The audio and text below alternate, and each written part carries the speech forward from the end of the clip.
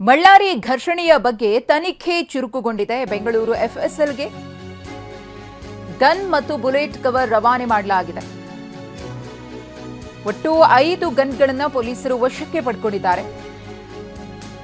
Gun ಪರಿಶೀಲನೆ ನಡೆಸಿ ಎಫ್ಎಸ್ಎಲ್ಗೆ ರವಾನಿಸಿರುವ ಖಾಕಿ ಯಾರ ಗನ್ನಿಂದ ಬುಲೆಟ್ ಫೈರ್ ಆಗಿದೆ, ರಾಜಶೇಖರ್ ಅವರ ಬಲಿಯಾಗಿದೆ ಅನ್ನೋದು ಪತ್ತೆ ಹಚ್ಚಬೇಕಿದೆ.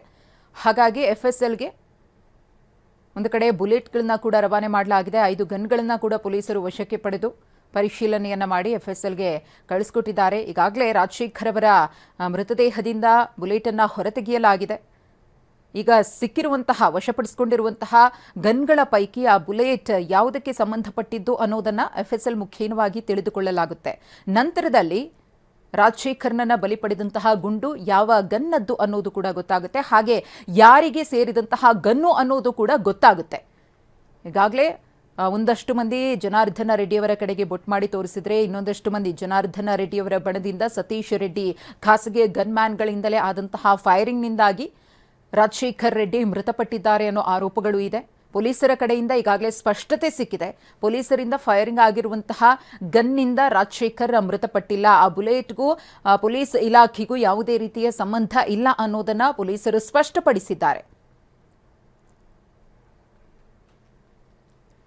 ಈ ಕುರಿತು ಮತ್ತಷ್ಟು ಮಾಹಿತಿಯನ್ನು ಕೊಡೋದಕ್ಕೆ ನಮ್ಮ ಪ್ರತಿನಿಧಿ ರಾಜಪ್ಪ ಇದೀಗ ನೇರ ಸಂಪರ್ಕದಲ್ಲಿದ್ದಾರೆ. ರಾಜಪ್ಪ, ಒಂದು ಕಡೆ ಬುಲೆಟ್ ಮತ್ತು ಗನ್ನನ್ನು ಎಫ್ಎಸ್ಎಲ್ಗೆ ಕಳಿಸಿಕೊಡಲಾಗಿದೆ. ಅದರ ರಿಪೋರ್ಟ್ ಬರೋವರೆಗೂ ಕೂಡ ಕಾಯಬೇಕಿದೆ.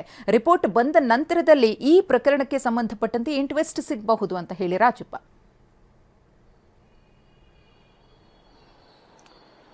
ಮಧುಶ್ರೀ, ಬಳ್ಳಾರಿಯಲ್ಲಿ ನಡೆದಂತಹ ಗುಂಡಿನ ಕಾಳಕ ಪ್ರಕರಣಕ್ಕೆ ಸಂಬಂಧಪಟ್ಟಂತೆ ಬೆಂಗಳೂರಿನಲ್ಲಿರುವಂತಹ ಮಡಿವಾಳ ಎಫ್ಎಸ್ಎಲ್ನಲ್ಲಿ ಹೈ ಪ್ರೊಫೈಲ್ ಆದಂತಹ ಒಂದು ಕೇಸ್ ಆಗಿರುವಂತಹ ಕಾರಣದಿಂದಾಗಿ, ಜೊತೆಗೆ ಟೆಕ್ನಾಲಜಿ ಕೂಡ ಅಡ್ವಾನ್ಸ್ ಆಗಿರುವಂತಹ ಕಾರಣದಿಂದಾಗಿ ಅಲ್ಲಿ ಸಿಕ್ಕಂತಹ ಬುಲೆಟ್ಗಳಾಗಿರ್ಬೋದು, ಬುಲೆಟ್ನ ಕವರ್ ಸೇರಿದಂತೆ ಹಾಗೆ ವಶಪಡಿಸಿಕೊಂಡಿದ್ದಂತಹ 5 ಗನ್ಗಳೇನಿದೆ ಅದೆಲ್ಲವನ್ನ ಕೂಡ ಬೆಂಗಳೂರು ಮಡಿವಾಳದಲ್ಲಿರುವಂತಹ ಎಫ್ಎಸ್ಎಲ್ ಕಚೇರಿಗೆ ರವಾನೆಯನ್ನು ಮಾಡಿರುವಂಥದ್ದು. ಎಫ್ಎಸ್ಎಲ್ ವರದಿ ಬಂದ ಬಳಿಕವಾಗಿ ಅಲ್ಲಿ ಸಿಕ್ಕಂತಹ ಬುಲೆಟ್ ಆಗಿರ್ಬೋದು, ಹಾಗೇನೆ 5 ಗನ್ ವಶಕ್ಕೆ ಪಡೆದುಕೊಂಡಿದ್ದಾರೆ. ಅದಕ್ಕೆ ಸಂಬಂಧಪಟ್ಟಂತಹ ಬುಲೆಟ್ ಕವರ್ಗಳಾಗಿರ್ಬೋದು ಎಲ್ಲದರ ಒಂದು ಪರಿಶೀಲನೆಯನ್ನು ಎಫ್ಎಸ್ಎಲ್ ನಡೆಸುತ್ತೆ.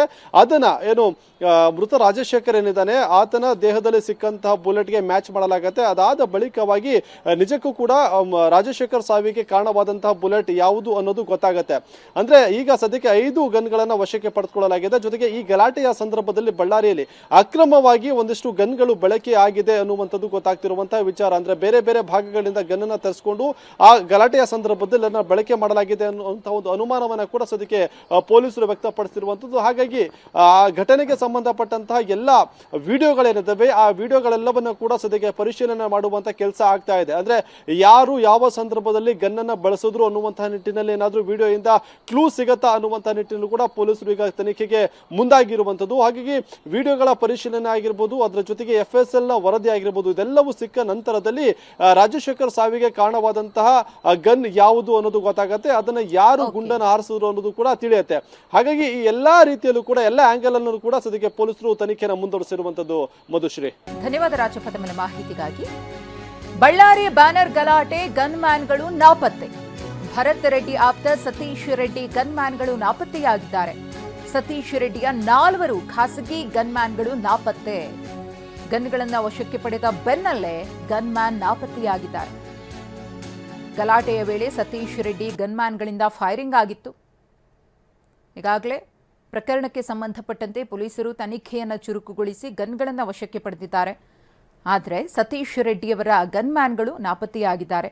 ಜನಾರ್ದನ ರೆಡ್ಡಿಯವರು ಕೂಡ ಅದೇ ಆರೋಪವನ್ನು ಮಾಡ್ತಾ ಇದ್ರು. ಸತೀಶ್ ರೆಡ್ಡಿಯವರ ಖಾಸಗಿ ಗನ್ಮ್ಯಾನ್ಗಳಿಂದಲೇ ಫೈರಿಂಗ್ ಆಗಿದೆ ಅಂತ ಹೇಳಿ. ಇದೀಗ ಅವರೆಲ್ಲರೂ ಕೂಡ ನಾಪತ್ತೆ ಆಗಿರುವುದರಿಂದ ಅವರ ಹುಡುಕಾಟದಲ್ಲಿ ಪೊಲೀಸರಿದ್ದಾರೆ. ಘರ್ಷಣೆಯ ಬಳಿಕ ಬಳ್ಳಾರಿ ಇನ್ನೂ ಕೂಡ ಬೂದಿ ಮುಚ್ಚಿದ ಕೆಂಡದಂತಿದೆ.